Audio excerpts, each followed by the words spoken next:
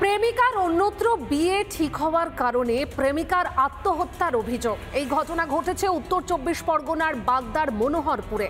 আর এই ঘটনার পরে উত্তেজিত এলাকাবাসী প্রেমিকার বাড়িতে নিয়ে যায় যুবকের মৃতদেহ, এমনকি অভিযোগ ভাঙচুরও চালানো হয় প্রেমিকার বাড়িতে।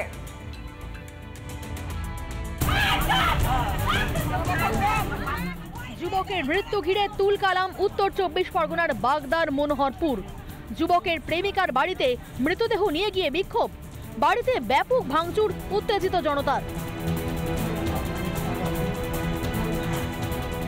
ওর বিচার চাই, এই আমাদের অকালে জীবনটা গেছে, ওর বিচার চাই, ওর ফাঁসি চাই, একদম ওর আমরা ফাঁসি চাই, ওর জন্য অকালে আমার দেহটা গেল, ওর ফাঁসি চাই আমরা।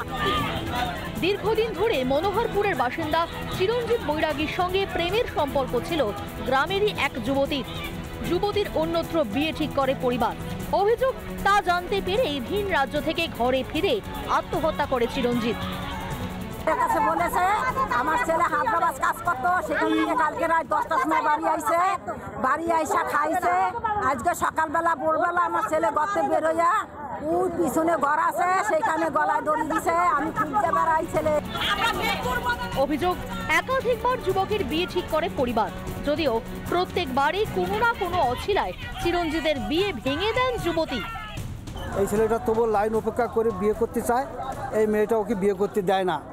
যাই হোক, প্রায় আজ থেকে 15-14 মাস আগে কাজে চলে যায়, সেখান থেকে ছেলেটাকে ফোন করে বাড়ি নিয়ে আসে। প্রেমের কথা স্বীকার করলেও বাড়ির মেয়ের কারণে চিরঞ্জিতের আত্মহত্যার কথা মানতে নারাজ যুবতীর পরিবার। কাজে ছিল ওই ছেলে, সেখান থেকে ডেকে নিয়ে এসে বলছে আপনার না, ওসব মিথ্যে কথা। আমরা সবসময় যোগাযোগ রাখছি, সবসময় থাকছি। আমার মেয়ে বনগাঁ অবধি আসে, আমার মেয়ের কাছে, সেখান থেকে আবার চলে যায়, আমাকে ফোন করে, আমি সেখানে যাই। ঘটনাস্থলে পুলিশ এসে পরিস্থিতি নিয়ন্ত্রণ করে, দেহ উদ্ধার করে ময়না তদন্তেও পাঠিয়েছে বাগদা থানার পুলিশ। রিপাবলিক বাংলা। কসবা কাণ্ডে কল্যাণের কুকথা আর বিতর্ক শুরু হতে সুর বদল তৃণমূল সাংসদের।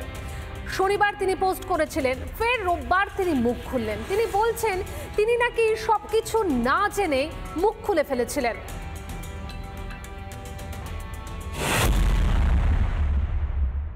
একজন বন্ধু যদি বান্ধবীকে রেপ করে তাহলে সেখানে নিরাপত্তা কি করে দেবে বলুন তো আমাকে? কলেজের ভেতরে যদি করে সেখানে পুলিশ থাকবে কলেজে? আমার ভিডিওটা দেখলেই বুঝবেন যে আমি ঘটনাটা কিছু জানি না, আমাকে জিজ্ঞেস করো না। তা আমি তো সেই দিয়েই শুরু করেছিলাম। তারপর এখান থেকে ওখান থেকে দু একটা প্রশ্ন এসেছে, তার ভিত্তিতে আমি উত্তর দিয়ে দিয়েছি। আমি তো ঘটনাটা তখনও জানতাম। কসবার কলেজে ছাত্রীকে ধর্ষণের ঘটনায় এমনিতেই অস্বস্তিতে তৃণমূল। তার মধ্যে শুক্রবারে বিতর্কে ঘি ঢেলেছিলেন শ্রীরামপুরের তৃণমূল সাংসদ। একজন বন্ধু যদি বান্ধবীকে রেপ করে তাহলে সেখানে নিরাপত্তা কি করে দেবে বলুন তো আমাকে? কলেজের ভেতরে যদি করে সেখানে পুলিশ থাকবে কলেজে? কল্যাণের পর কুকথা শোনা যায় মদন মিত্রের মুখে। তারপরই ওই ইস্যুতে দূরত্ব তৈরি করতে শুরু করে তৃণমূল। জানিয়ে দেওয়া হয় তাদের মন্তব্য ব্যক্তিগত, আদৌ তা দলের অবস্থান নয়। পরিস্থিতি বেগতিক দেখেই তড়িঘড়ি সুর বদলে ফেলেন কল্যাণ, পাল্টা পোস্ট করেন সোশ্যাল মিডিয়ায়।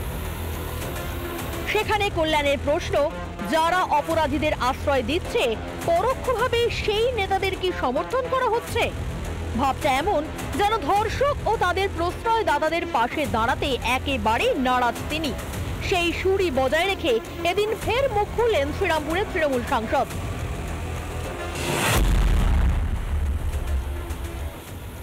সহকর্মী কোনো রাজনৈতিক সহকর্মীকে রেপ করে বা কোনো রকম ক্রিমিনাল অ্যাক্টিভিটিস থাকে, এটা তো কোনো মতে মেনে নেওয়া যায় না। আমি তো মন থেকে মেনে নিতেই পারছি না, তাতে আমাকে জিজাই গালাগাল দিই। এতে অবশ্য বিরোধীদের মুখ বন্ধ হয়নি। ব্যানার্জি কমপক্ষে উদ্রতাই হয়েছে, কমপক্ষে সময় এসেছে এই ধরনের অপরাধীদের যে পার্টি, সেই পার্টি থেকে নিজের সম্পর্ক দূর করুন, নাহলে সারা জীবনের যে কীর্তি সেটা নষ্ট হয়ে যাবে। আরজিকর হোক বা কসবা, বারবার ভুল লুণ্ঠিত হচ্ছে নারী নিরাপত্তা। আর তৃণমূলের বড় বড় নেতারা কুকথা বলেই যাচ্ছেন, সমালোচনা শুরু হতেই ভোল বদলাতেও দেরি করছেন না। রিপাবলিক বাংলা। নানা ধরনের কন্টেন্ট দেখার জন্য লাইক করুন, শেয়ার করুন আমাদের ফেসবুক পেজ, সাবস্ক্রাইব করুন আমাদের ইউটিউব চ্যানেল। পাশাপাশি অন্যান্য ব্রেকিং নিউজের জন্য অবশ্যই চোখ রাখুন রিপাবলিক বাংলায়।